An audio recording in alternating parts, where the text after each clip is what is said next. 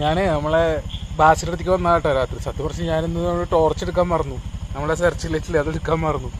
അപ്പോൾ നമ്മളെ വണ്ടി സ്റ്റാർട്ടിങ്ങിലിട്ടിട്ട് അവൻ്റെ അവിടേക്ക് ലൈറ്റ് അടിച്ചിട്ടുള്ള പരിപാടികളാണ്. എന്താ കണ്ടില്ലേ, ആളവിടെ ഉണ്ട്.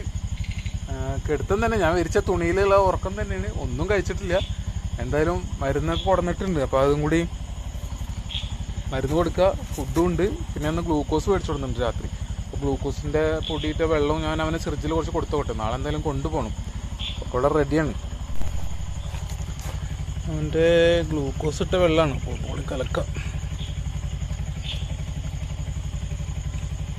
കൊടുക്കാനുള്ള മരുന്ന് സെറ്റാണ്.